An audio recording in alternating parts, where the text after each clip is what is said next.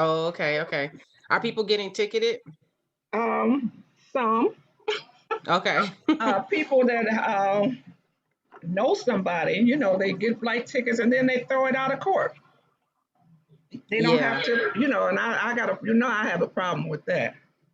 yeah, yeah. So the blight is like it's like a double-edged sword. It's like on one hand, we want we don't want especially like slumlords, and Right. we don't want like folks just or people that just like squatting on lots or just like own lots from a distance. We don't want them to like not take care of their lots. But we also don't want folks to be ticketed for no reason, so Right. Right. or overly ticketed. So we decided to just have a class and talk about it a Yeah. little Sounds bit. good. Yeah. I'll keep my complaints to myself then. So, welcome. If you're just joining, we're giving people a couple minutes to jump in. We're right at 101. Give people a couple minutes to jump in. My name is T. I work over at Keep Growing Detroit, and we also have Raquel from SDEV. She's the executive director there and has been working on this issue as well. So, these are your two hosts for today. And last I year just we want were. to add this Go ahead. question.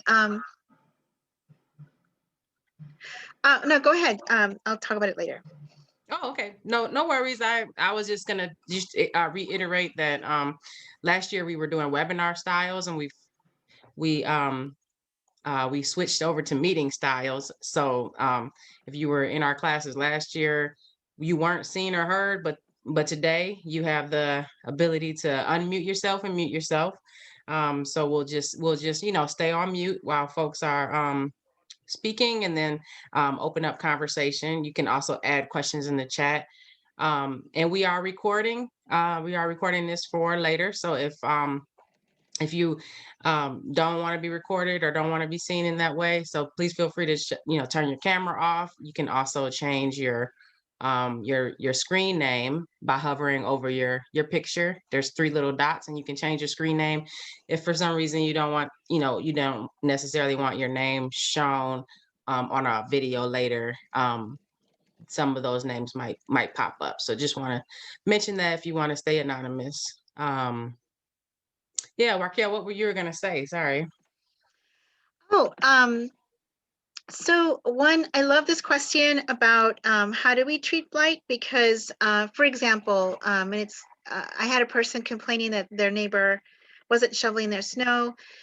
This actually was a complaint that happened up like near Wayne State, and the person said, "I'm going to call the police, right? I'm going to call," and I think of it a little bit as a gentrification issue, because I feel like if you're in the community and about the community, that you're going to knock the door and have a conversation, or at least try to get resources to a person, or you kind of understand like why something is happening, or and I have had two other comments here in Southwest Detroit about policing, that they're going to call the police, and physically I had the same reaction about policing our neighbors, and it had to do with like these four-wheelers that kind of come around in the community that have been here forever, right?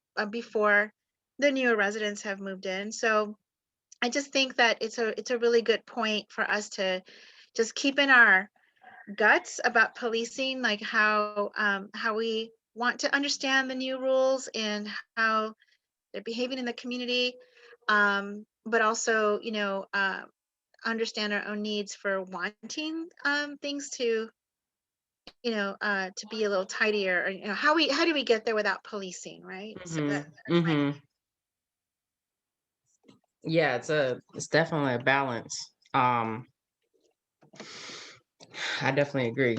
It's a tough topic. So we'll jump in. I wanted to let's see who all we have in the room. I wanted to just introduce a few people. Again, and my name is T. I work over at Keep Growing Detroit. We got Raquel, who was just talking from SDEV. We also have Nick Leonard, who's there with his little one. Nick is from Great Lakes Environmental Law Firm, so he can jump in from kind of a lawyery perspective. And Sophie, I think you're from Raquel's office, right? Okay, so good to meet you guys, and I appreciate you guys' input. I kind of reached out to a few folks just to get advice on how to have this conversation. I thought we would start with a poll. I think I can pull that up here. Let's go ahead and launch it and let us know a couple of things. All right. Raquel, you want to read the poll for people? Yes. Number one, have you ever received a blight ticket? So yes or no. And then the second question is, do you know of a friend or a neighbor who has received a blight ticket? Yes or no. So put in your answers. And while we're waiting for people to do that, I'm going to pop in the chat a land acknowledgement. Even though we're virtual, we should still acknowledge the land that we sit on. All right, we'll go ahead and close the poll, and then we can also look at that land announcement. It looks like I think everybody's jumped in there. All right. So we got about 25% of people have received a blight ticket, and at least 60% of people know someone who has received a blight ticket. So that's just interesting. I just wanted to kind of see who was all in the room. Raquel, did you want to say anything about the land acknowledgement that you just shared? So it comes from UMich, right? So the beautiful thing is we had students and teachers working on this, and so it went out to the community for like comment. You know, there's a question, right? Because there's a lot of movement, and so the question was, which tribe, you know, do we acknowledge? So there's a lot of names in there, and it's just a really important thing to always think of the First Nations and the folks that were here on this land, and to so I just want to say really quickly that when this conversation was happening almost 2.5 years ago, it was right before all of this stuff happened with George Floyd, and just even colonialist conversations and institutional racism. So right now I'm thinking, wow, this was a moment we were talking about acknowledging land when a lot of these conversations were still kind of in the background. So I'm just really pleased to feel that in 2.5 years or 3 years that it's just really at the forefront, and I'm really happy about that. So yeah, that's kind of the background on that. Yep. And I think before we were going to jump into the slides, I think you wanted to mention something about SDEV's work and starting to kind of wrap our heads around collecting this information. Did you want to do that now or later? Yes, I can. We have a department called Land and Water, and we do beautification around lots. We help do a lot of cleanups, and we also have a lot of folks calling us to just talk to us about interactions with the city. And so I'm going to put in the chat a link to another survey. It's kind of a data collection tool.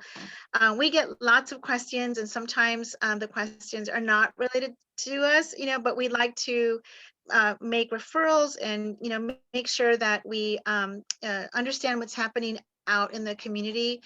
We also work with Laura Sanchez from the city, from Raquel Castañeda Lopez's office, and they are also, she might talk about this a little bit later. She's in conversation, as is T, with BSEED around shifting how some of the blight ticketing is behaving. So like how it's occurring in the community. So I'm going to put a link in there, and we also are asking about other resources that you might need or somebody else might need. So just give us your information.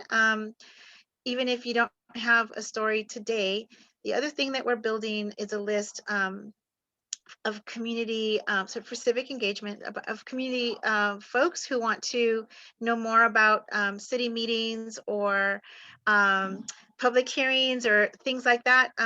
So even though we're talking about blight and we all work around gardens and things like that, we just were at a very large meeting on Thursday to make a lot of comment to the Planning and Economic Development committee around downzoning, and that could happen all over the city this year and next year. And so we want to know who's out there. So I'm going to put that link in the chat right now.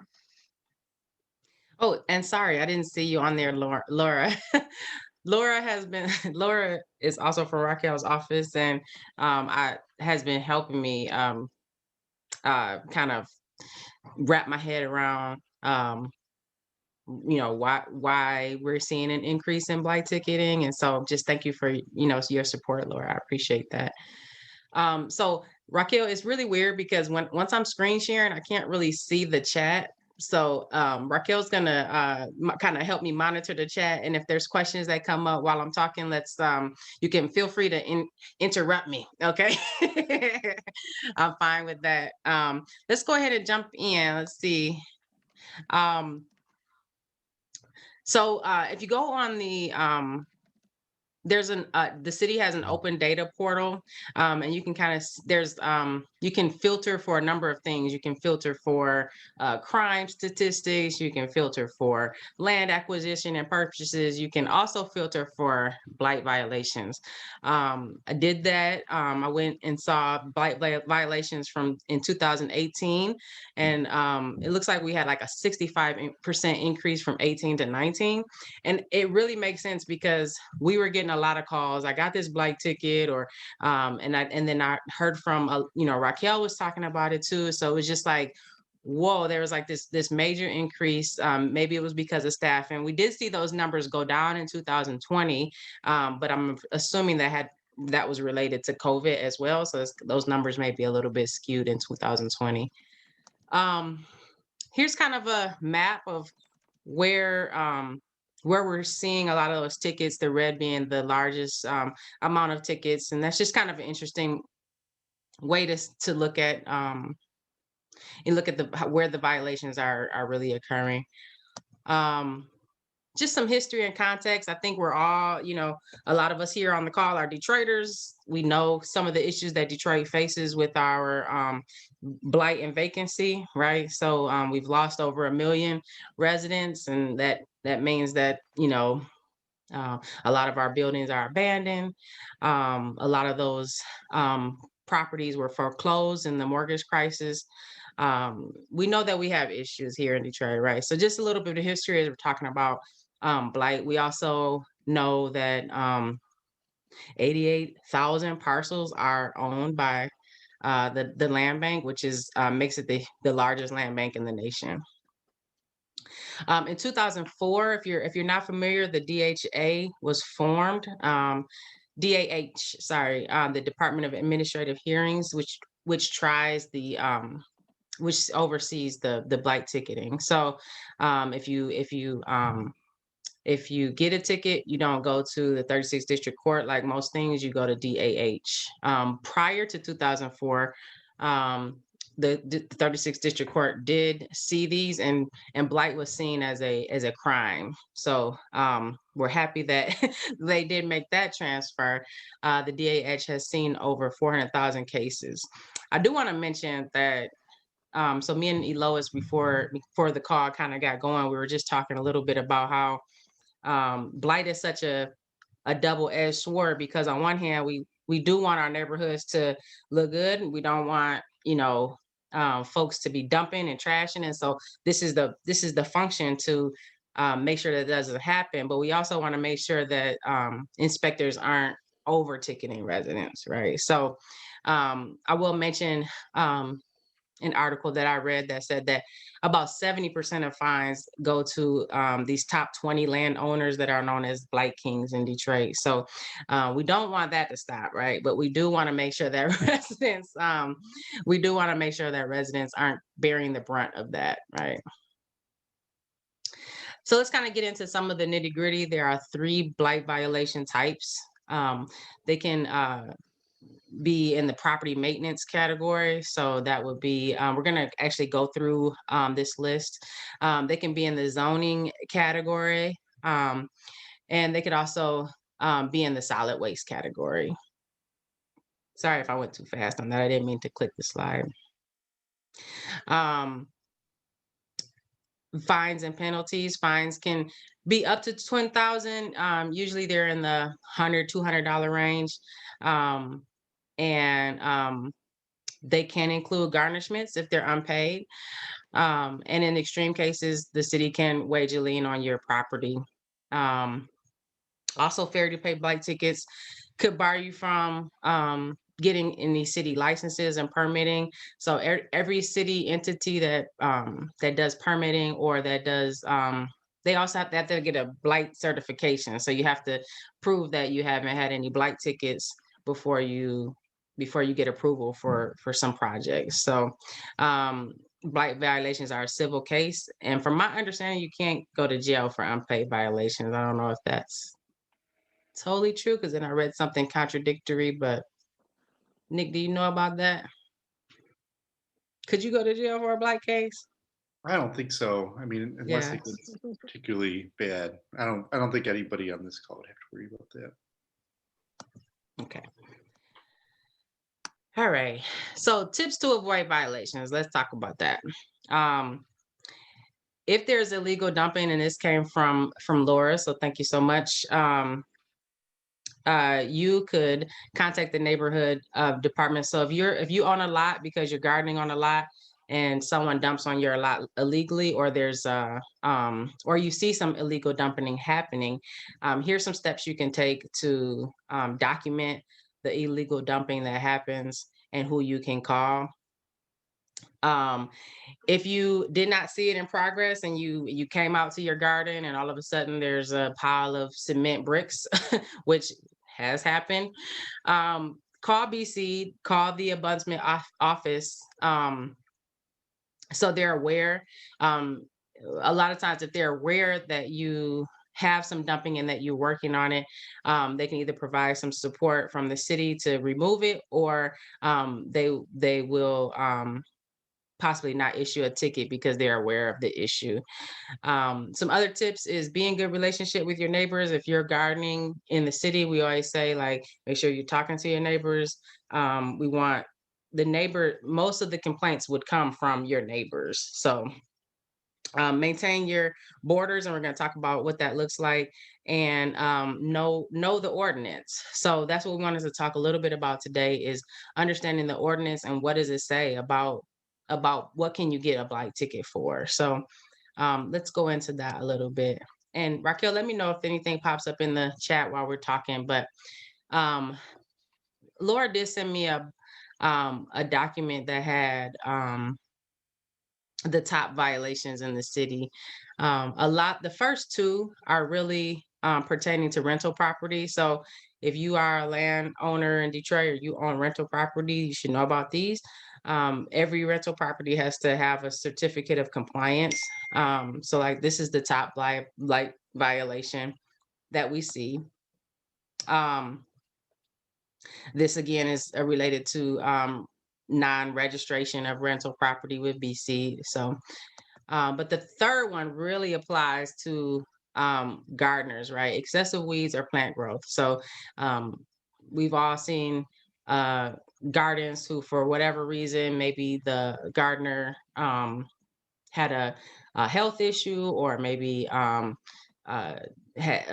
is no longer maintaining the site, but we get excessive weed growth. If you own that land, you're subject to a ticket for that. So we want to make sure you know that, and if you're having issues maintaining your property, we need to figure out a plan for that, because we don't want you to get tickets, right? So one thing to note is that the ordinance does say that dead plants in your garden should be removed by November 30th. There is an exemption to this rule, which is things that you're cultivating, like native species. So if you have things that come back every year, perennial species, things that you're cultivating, those are fine to keep. And also if you're doing some cover cropping, that's fine. And if you're seed banking, but you'd have to let BC know that you're doing seed banking. And one way to let them know is to just create a sign that you're collecting seeds from this area, or through your plot plan that you, and we'll talk a little bit more about this, but that you submit to BC. Bulk solid waste is number 4. This is just this comes from the illegal dumping. It also comes from waste and debris on your lot. So again, if you have illegal dumping, you can call this number to let them know and to report that. Number 5 is failure to remove an operable unlicensed motor vehicle. So if you have an old vehicle on your property or near your garden and it hasn't been moved, is not moving, and it's not licensed, you could be fined for that.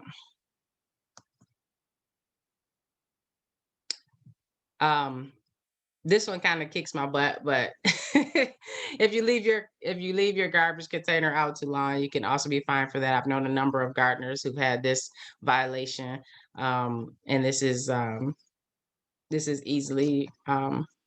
Some people leave their garbage container out all the time, so we just wanted you to know about this one. This is number 6. Number 7 is one that a lot of gardeners get, is rodent harborage. So anytime you have wood chips stacked up or compost stacked up, or I've seen people who had firewood stacked up, or pallets. I've seen a number of people get a ticket for pallets laying around their garden. You could get a ticket for harboring rodents. So we want to make sure that anything you're collecting like that, have it stacked up. We have some slides on compost piles and wood chips and what those should look like. I'm gonna keep going because avoiding some of that is in a couple of slides coming up. Raquel mentioned the snow removal. That is a violation. So there are some resources, especially for elders, if you're having issues getting your snow removed, that I could share toward the end. But this is a common blight violation. Again, this is for those folks who have rental property. Failure to obtain a lead clearance light could get you a ticket. And then number 10 is graffiti. So if you have graffiti, there are, if the city has to clean it up, they'll charge you a fine on top of your blight violation. So be in communication with BC that you have this issue, that you're working on clearing it up. And those are a few things I can point to. Before I go on, because the rest of the slides are really related to farmers in particular, I want to make sure that Laura or Raquel don't have any other words of advice around kind of residential ticketing that you've seen. So I do have a couple. So one, you mentioned earlier when you were asking, you were stating which numbers to call. Something I did, which gave me, I called them on myself. I took the app because someone said use the app to. I thought I was reporting that they had not picked up, right? Because they had missed bulk. So I used the app to report, that there was still bulk out there, and I was trying to get the city to come. And instead, a blight or an inspector came and gave me a ticket. So don't use the app. One, don't use the app. Make phone calls. And the other question was, I'm just wondering. Would you tell that story a little bit before we got the phone? Because that was amazing. Yeah. So, okay, I'll try to keep it brief.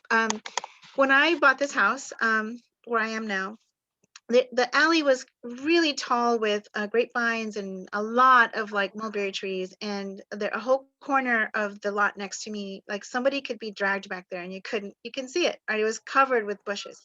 So it took me about 2 years to really finally get it all sort of cut down. And then on that intersection, on that corner, the person behind me, I think was cutting down their side of it. And we were just sort of piling it. And so it got to be not that big, but maybe 2 cubic yards high. So there's an amount that you can put out, right? I think it was 2 and now it's 3. I forget the detail on that. But I think it's 3 now. And there's a whole way to do it. You have to cut something down and then, and maybe T, you're going to talk about it, but you have to kind of bind it, right? And so we have had a history of people when they pick up the trash or bulk, they will miss our street. And so I'm constantly calling them to come back the next day or within the 24 hours. And so we had done a cleanup in the alley and in that corner, and we called the city to come get it. Instead, I think it was like a $400 blight ticket. And what I was told was that it was okay to do that, but it needs to be in front of your house. It can't be where the trucks don't normally come. And I didn't know that. And so they did reduce the fine. So if I had known that, if the blight inspector or the inspector had said, hey, I came out to look at this and you should drag this around to the front, we would have done that. So instead, I just got this sort of yellow paper. But so I used, thinking that I was, trying to report that bulk had been missed. I took my phone and I went to Improve Detroit and I reported it as, bulk in the street. And so basically I complained about myself. And that's how they take it. And that's why if you do have missed bulk or you do a cleanup, so that's a whole conversation. I don't know if you want to talk about it now or if you're going to talk about it later. There's a lot of strategies around cleanups. There's a lot of strategies about missed bulk, but using the app is not one of them. So that's one. And then the other question I had, and I put it in there, is does everybody know how to search if they have a blight ticket? Because I went to search for someone else and I was teaching them how to use it, and I put in my address and my own name came up. So I didn't even know I had a blight ticket. So we have a link that if you don't know how to do it, we can maybe demonstrate it today. I'm not sure if that's something people want or not. I can throw it in the chat, and if people feel that we need to go through it today, we can. Mm-hmm. Yeah, absolutely. Sorry. Anything you've seen, Laura, that was kind of crazy regarding most of the folks on the call are gardeners, but they all have residential property or they're gardening on residential property. And so anything you've seen from your office that was just like, wow, Yeah, I've seen all sorts of things. So hi, everyone. I'm Laura. I'm with Councilmember Raquel Castañeda Lopez's office. So as you can imagine, we get lots of complaints from people who get tickets for things that are not necessarily their fault or things that they don't know about. So leaving your trash can out too long, or even having 2 trash cans for a single dwelling, you can get a really expensive ticket for that. And a lot of people, we just have 2 because we got our house and we had 2 trash cans and that's what we use, right? So a lot of the things are things that we don't know about, or educational things that we really need to spread awareness of in our community. But I really appreciate what you said, T, about this like double-edged sword. We want to keep our community safe and clean, but we also want to make sure we're not criminalizing people or putting people in these really difficult situations where they might have to pay a really expensive ticket. And you thought you were doing the right thing for calling a BC inspector just so they could come and clean up the neighborhood. But just a couple of tips I have seen. So some people get warnings before they're actually given a ticket. And a warning can be like, you have 2-3 days to take this debris out. You have 2-3 days to put your trash can where it belongs.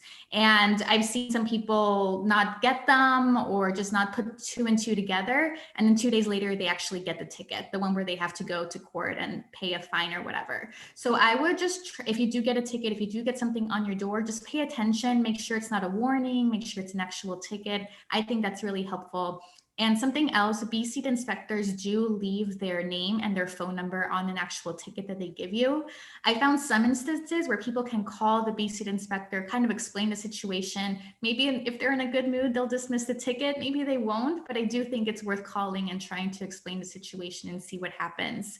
So just pay attention, talk to your neighbors. Maybe if you see your neighbor doing something that you know they could get a ticket for, just give them a knock or call and just try to build these relationships. I think that's something that we really need to nourish and fulfill in terms of community. But I really appreciate the space here. We're taking notes on our offices and to see what other ideas we can take to be seed. And yeah, I'm just happy to be here. And I'll leave my info in the chat as well in case people need some suggestions. We represent District 6. I know there's a lot of people from Detroit overall here, but I'll just leave my info there just in case. Thanks so much, Laura. And if you, I think you mentioned that district managers all have inspectors' emails. So if you did get a warning ticket or a ticket, and you have the inspector's name, you could get their email and maybe have a conversation with them about what it was, about the violation from your district manager. So I'll keep going. I think, if there's anything, folks that's coming up for folks, like, let's have a conversation. This is just definitely a conversation, but I have these slides just to keep us in a trajectory, but we can pause and stop and do other things as well. So one thing that I think gardeners don't always know is that in 2013, the urban agriculture was created. Big props to Catherine Underwood, who really spearheaded that. I think that what people may not understand is that if you have a garden, you're gardening on a side lot, right? Right now, the city sees that as when they look at the use of that land, they see that as residential, right? If you change the use of your land to farming, then you are operating under a different set of rules, basically. So, for instance, in a residential, if you're looking at your land and in their books they say it's residential, and you have a compost pile on there, they're going to have a big problem with that. But if you've already went through the process of changing the use of your land to urban agriculture, then you have certain protections that they know that agriculture needs, right? So that's just something I wanted to explain, and I wanted to talk a little bit about what the agriculture ordinance calls for, particularly. So half of my screen is boxes with you guys' face on it. So let me move it. Okay. So according to the ordinance, gardens that are larger than an acre are considered farms, and gardens that are under an acre are considered gardens. Oops. The ordinance goes through and defines a lot of the things that we see in gardens, as opposed to what you would see in a residential lot. Okay, so these things that we often would have, rain catchment systems, maybe trees, all of those things under the ordinance now have a definition, right? There are some things that are prohibited directly in that ordinance. One of them is farm animals. Farm animals is something that we've been working with the city for a long time. There's a fair amount of pressure not to include farm animals in the official city ordinance. And so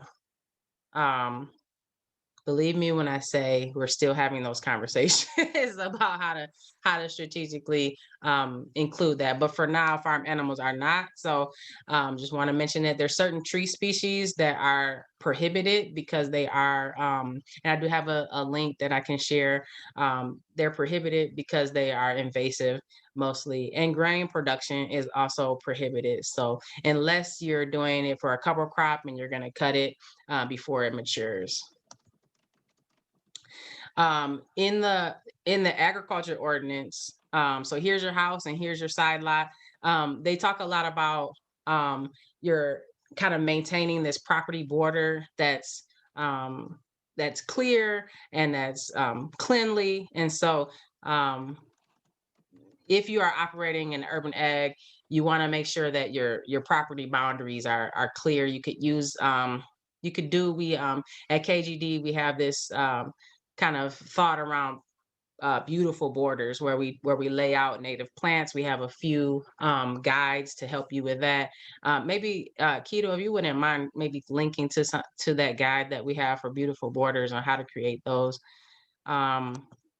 And another thing to be aware, if you're a garden, you want to maintain a 5-foot setback from the sidewalk and from any property around you. So if you're on a side lot and this is your house, you want to make sure your project starts 5 feet away from that house. And if you're working with trees, that your trees start 15 feet from the sidewalk or neighboring houses. Signage is mentioned in the ordinance. You want the signage to be clear and visible. You want the neighbors to be able to contact you if there is an issue with the property. That way, so you may want to put an email address or some kind of phone number that you wouldn't mind sharing with the public, because if there's an issue with the farm that they see, they can contact you before they contact the city. So that's the idea there. Here's some examples.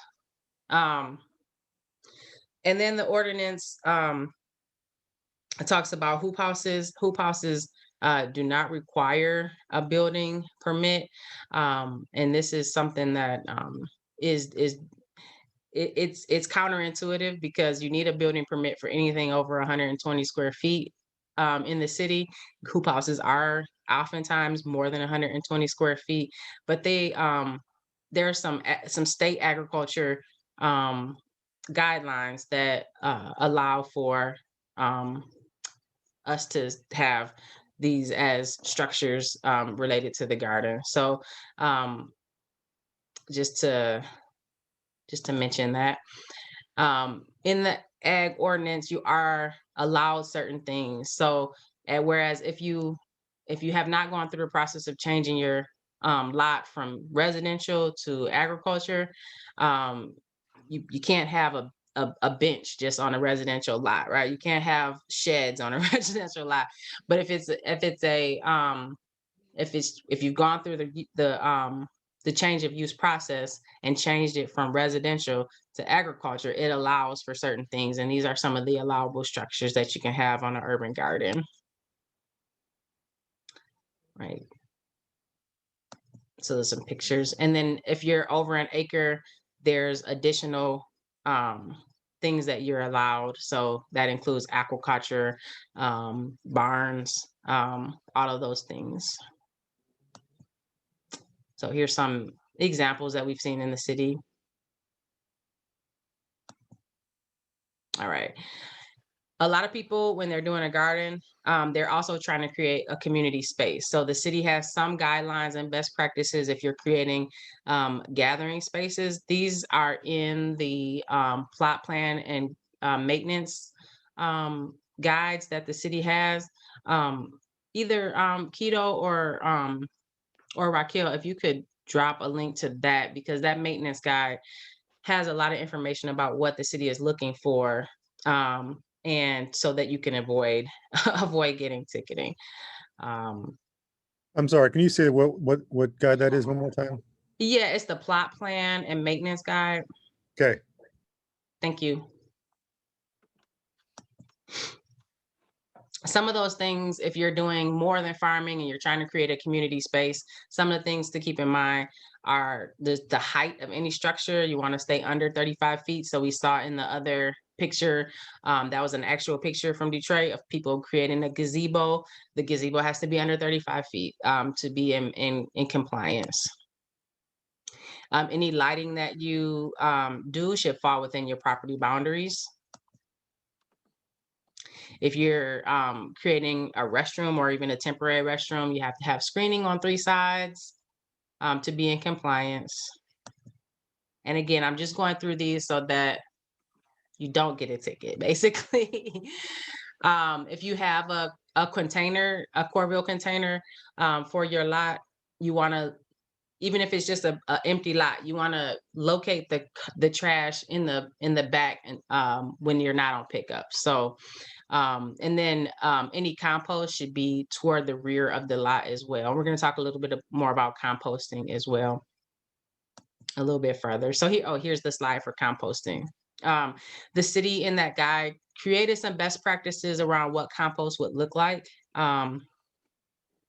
And so some of these are exemplified here. We can all imagine that an open pile like this in a larger setting is probably, easy to stir and everything like that. But in a city setting where you have a neighbor next door and you have this ordinance around rat harborage, this would be an issue. So they're saying that they would like you to cover up any raw foods with tarps, or cover it with a layer of soil. So here's some good, better, best options. They are recommending that at the very least, if you have an open pile, to wrap the fencing around it like that. And then the best option is to make sure the compost is elevated so that it decreases the likelihood that rats can be using your pile as a house, right? Regarding mulch and wood chips, this is also in their guide, some best practices. I have had a number of folks on a large scale who are just getting dumps of wood chips, like the top left example. This is considered dumping. It's not something that a neighbor who's not into farming would want to see, right? So wanted to have a conversation around that. Ideally, you would have a clean pile and you would spread it as soon as possible. So if you're working with a wood chipper and they're like, I'll drop a bunch of wood chips off to you, have a plan for being able to spread it as soon as possible. Here's just a picture of some examples of using mulch in your space. Rainwater collection. There are some recommendations around rainwater collection, and we're working with BC now. It looks like for any water catchment system that you develop moving forward, you'll need to get a catch basin permit for that. This is what they'd like to see. And it's well, we're working with them on that. Keto, it does does a rainwater collection program for Keep Growing Detroit. Do you have any thoughts on rainwater collection that you want to share with the group? I do have this slide that we created with some kind of safety checklist if you want to talk through a little bit of that. Right. Well, we can share the link for this, and I guess you're going to share the slides anyways, but the general recommendation is that we're really concerned about people being safe with using rainwater collection. And a tendency is that, I guess that, once you collect the water, it's there and it's like ready to go. And, instead of, but really, if the water sits for more than 2 or 3 weeks, it could start to grow things that are not safe. So one, we want to make sure that, don't use rainwater for anything for human consumption that's not potable. Don't use it to wash your vegetables. Don't use it to drink. When you're using it to water in your garden, use it to water the base of the plants. And then there are, if you do have the water, and you want to sanitize it somehow, there are some recommendations for adding a very small amount of bleach to sanitize. And I believe that's, I don't remember the actual exact ratio off the top of my head, but I believe it's in this document, which I will share the link for in a second. So I think that's what I would share right now in a nutshell, unless you had any specific anything you wanted me to address. Yeah, no, I just wanted to give you some space to talk about it. And I know they were also very concerned at BC in terms of the safety of a mechanism. So like with us using things to elevate the system, making sure that your platform is level and safe, and a little kid wouldn't get hurt if they jumped in there. So those are some of the things that they were concerned about with water Yeah. catchment systems.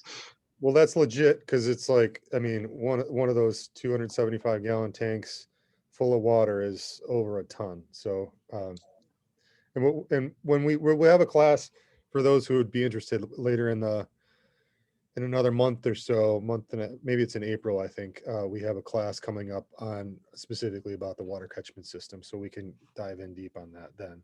Hmm. Yeah, thanks, Keto. I kind of went fast through those slides, and I'm not sure if I can go backwards. But the next thing in the ordinance that if you were an urban garden, you would be wanting to, the language is neat and orderly, um, which is a little abstract. So I know the city did try to nail down what that would mean throughout the seasons. And here's a picture, um, some of the things that they would like to see gardeners adhere to in each of the seasons. So some of this is is logical and it makes sense. And so just wanted to put it out there as something that the city could ticket you for as an urban garden, not being neat and orderly. Another tip here is to just mow your tall vegetation. Wanted to underline and underscore, we talked about dead plants needing to be removed no later than November 30th. With these exceptions, we did mention this earlier, but I wanted to reiterate that. Here's what Raquel, what you were talking about in terms of yard waste. There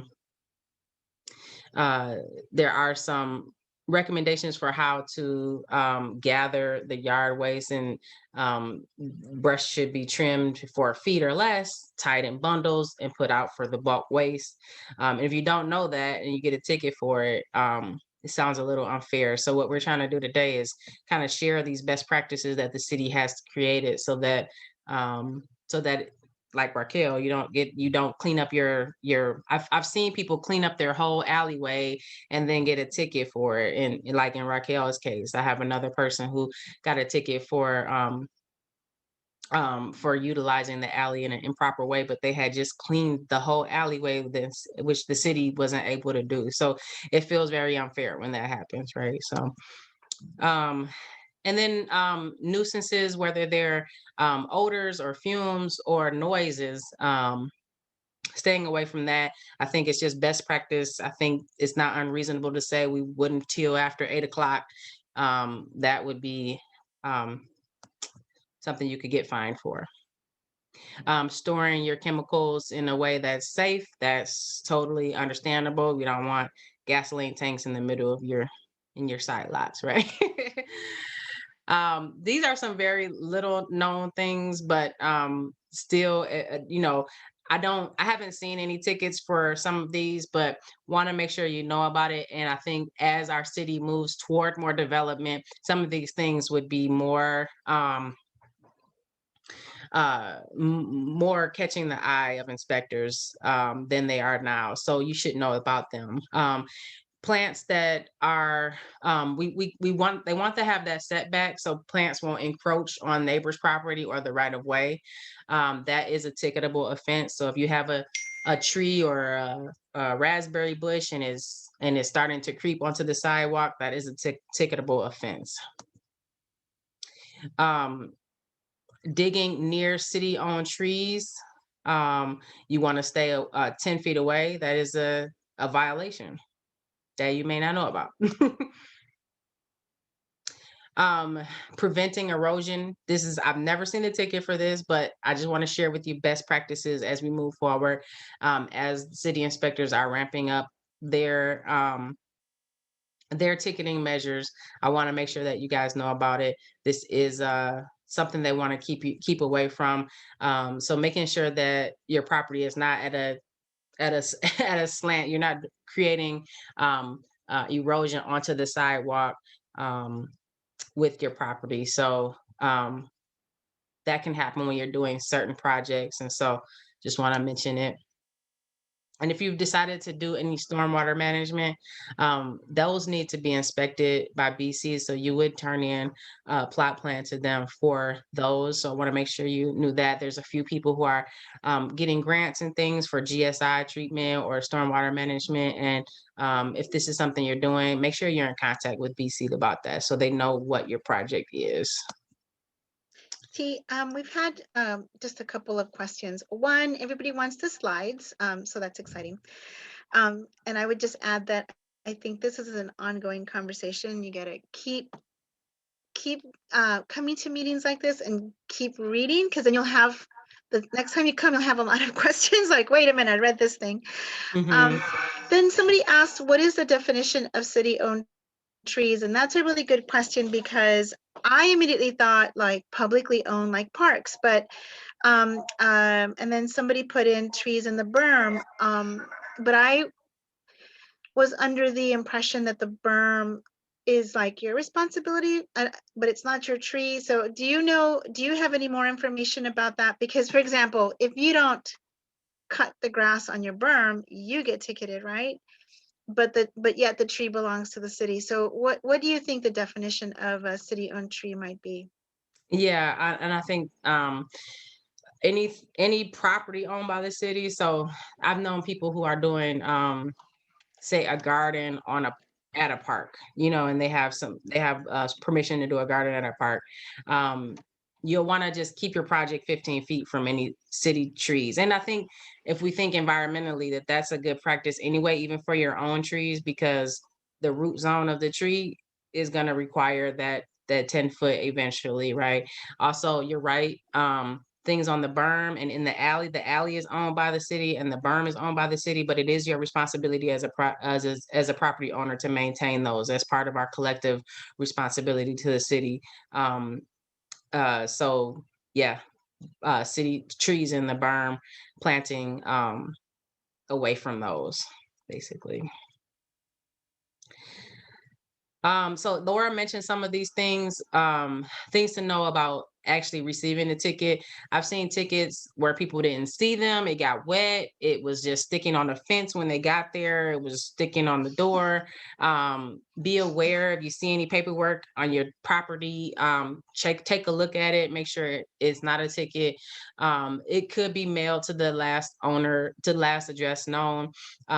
Laura and Raquel mentioned the pink ticket versus the yellow ticket in terms of a warning ticket and an actual ticket. Something that we'd like to advocate for is more warnings, especially as we transition through some of these new ordinances and kind of, I don't know if people in general understand all of the things that they're supposed to stay away from. And so let's issue more warnings until people know some of these things, especially gardeners, I would say.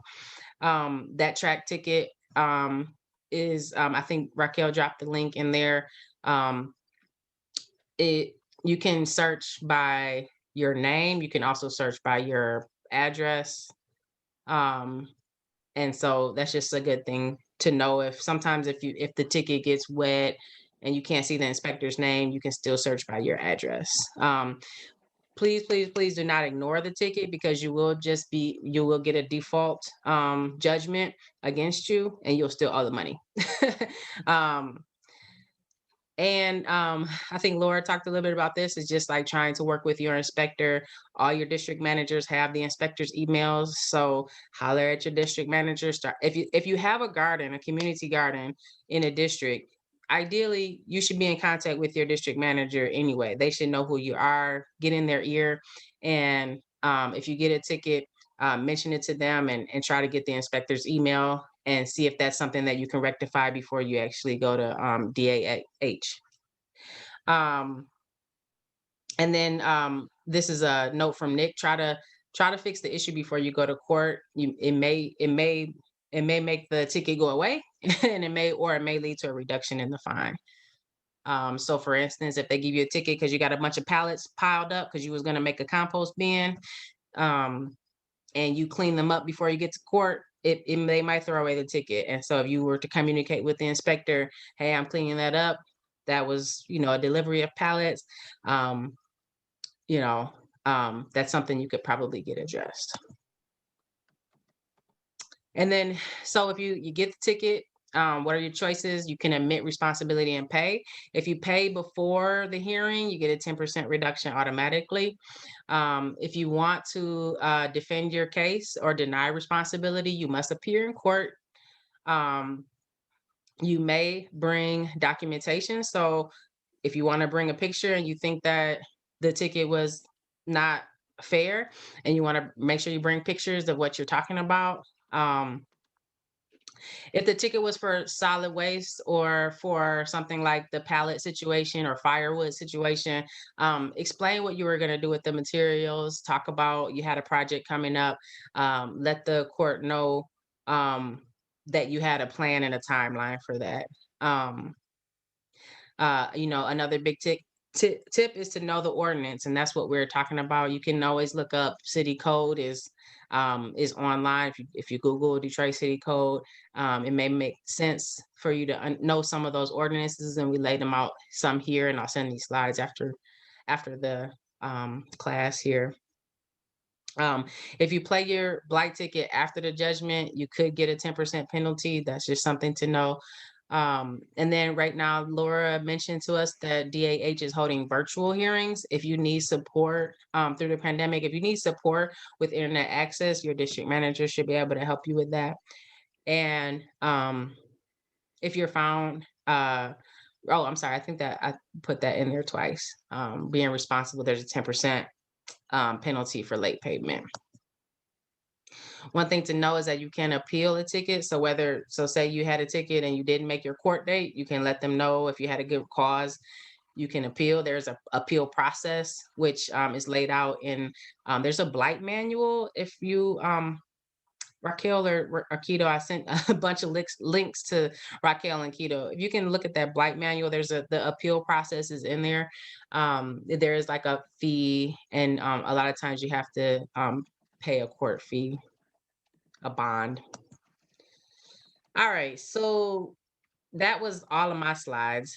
I really wanted to just save some time at the end for us to have some discussion around kind of that double-edged sword, like we talked about, maintaining a beautiful city, but at the same time, not, I've seen people get ticketed for like weeds on their fence line or, things like that. And it's just like, how do we strike that balance? What do we need to be advocating for as like Keep Growing Detroit, SDEV, Nick Leonard? We're often in conversation with BC. We're often in conversation with the city. What are things that we should be advocating for? What are things that you're seeing? So I just wanted to save time for some open conversation or just questions or anything else. So I'm going to stop sharing. I have 2 quick comments. I would really love to know who's in what district. I don't know if you can pop it in the chat. Because we have a really great partner here in District 6, and Raquel Gazzaniga, her office, and Laura Sanchez, and we can go to them and say, hey, this is happening, and they jump on it. So I'm just wondering if you guys have that kind of relationship where you are, and if not, maybe in a future meeting or maybe now we can talk about developing that kind of relationship with your city council person and their team. That's one thought I'm having. And then the other one, T, someone asked earlier if you could, I feel like I'm on NPR and I'm interviewing you. T, tell us about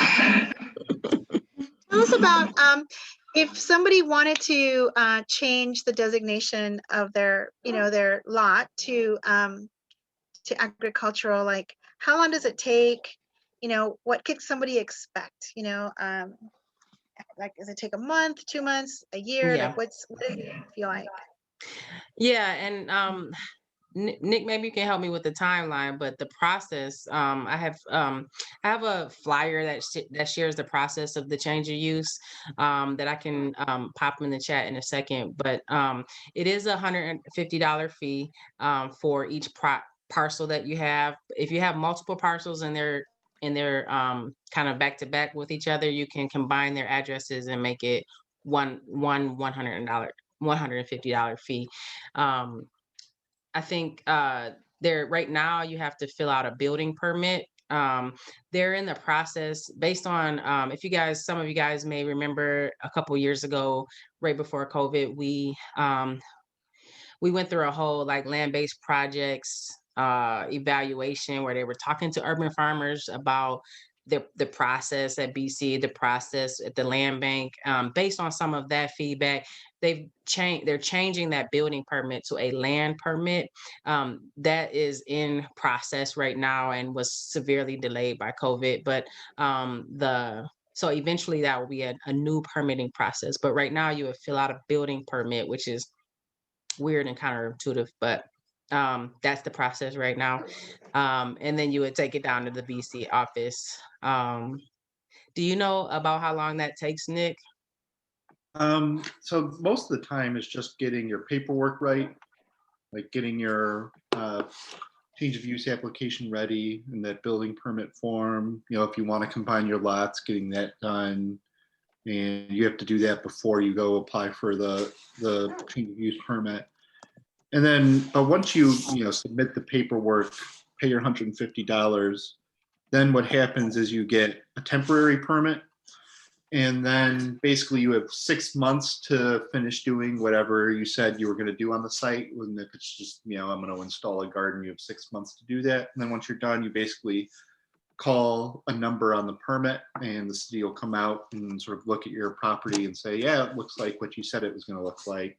And then you get a permanent permit. And so it's really, you can get that temporary permit in one day. Like it's just, as long as your paperwork is right, it's basically like, they look at it, they approve it, you go pay $150 and then you leave. And then you call them anytime in that 6 months window and you don't have to be there for that. They just sort of come out and then they'll issue your final permit.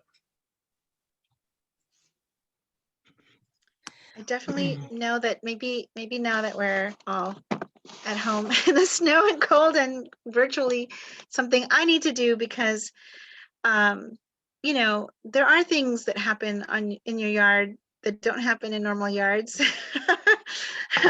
It definitely looks different, and I purposefully put up a sign, but it occurs to me that I could probably, if my neighbors wanted to, they could probably complain about me a little more. So I'm going to put it on my 2021 list. Maybe this Yeah, one. it's been such a weird thing for gardeners, I think, in the city. Like we were kind of used to setting up shop, and in a lot of cases it was needed. Neighborhood was like there's a vacant lot on my block and I want to do something with it, and all of that was beautiful energy from residents.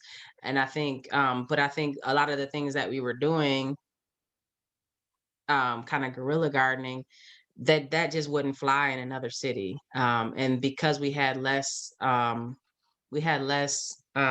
of eyes on us from the city, we were able to kind of set up shop in a way. However, as the city, as we're seeing more development in the city, as the city is kind of formalizing their processes, we just want to make sure folks are informed about what the ordinance is saying about what they can do and what they can't do with properties, and striking this balance between making it a comfortable space for other residents on your block, and also doing the good work that you're doing as a gardener, beautifying your area and creating food access in your neighborhood. Like all of that is beautiful work. And so it's something that we've been advocating to the city is like, remember, like, these are your advocates. These are your people that like gardeners in general are like, you started a community garden in your neighborhood because you were trying to help the neighborhood, not because you were trying to increase blight in your neighborhood. So like, how can the city really support support these projects by informing them about their ordinance, their rights and their responsibilities before the onslaught of tickets, basically. So that's something I'm pushing for whenever I'm in front of city folk, is like, hey, gardeners are your advocates. These are your folks. These are the beautiful people on the ground doing the work. So when the city could not, Yeah. frankly. And we should take advantage of the work days that both Keep Growing Detroit, right? You're still doing that, right? Offers. So if you're behind on a project, reaching out and maybe getting on the calendar. And then there's also the time bank here. It's across the city, but for some reason I feel like it started in Southwest. I could be wrong about that.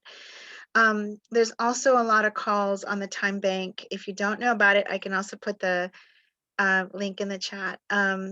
But we share labor. So somebody will do, I do a lot of things here on my street with young people, and it's like you're accruing hours towards a help, and then you just put a call out, and then I've had people show up here, and you can get a lot done with 5 people in 2 hours, or 3 hours. And so it literally is building community. And I think we had a lot of squash this year. I don't know how everybody else did, but we shared it with everybody, and you could just feel people soften, like, I think I know what they're doing when you're bringing them things, right? So there's a lot of that. But I'm just also wondering if folks have reached out to their city council, just going back to that original question. Do you feel that you have the support you need, or maybe we can broker some conversations? We are doing a lot with city council members. We are talking to them about rezoning and truck emissions and some other things, and so we often already have some of these relationships.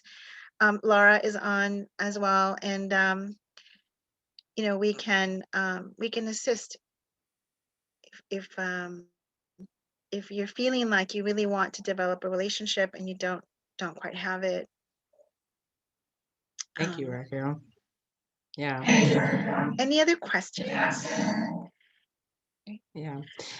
Yeah. So if there's anything that people want to say or any feedback about some of the things that we talked about, you feel free to unmute yourself and we can just have a conversation. If not, that was the information I wanted to present and the folks that I wanted to introduce you to.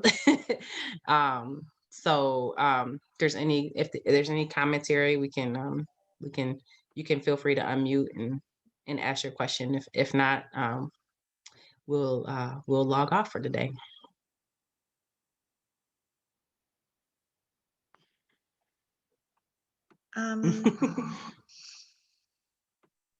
Okay. All right. Do you want to do a universal law unmute and goodbye and good afternoon? Everybody want to unmute and say bye. See? Bye. Bye, guys. Bye. Thanks, Laura. Thanks, Sophie. Thanks, everyone. See you, Keto. Bye, guys. Hey, Brianna, take care. Take care, Elois. Take care, darling. Hey, Bill, I see you. Be care. Take care. Take care, Edwin. Thanks so much, Raquel. I appreciate you. Yeah, and then I'm just gonna throw my email in there. I think people have it. But if people reach out, thank you. It was really fun. Yeah. All right. All right. Take care. You too.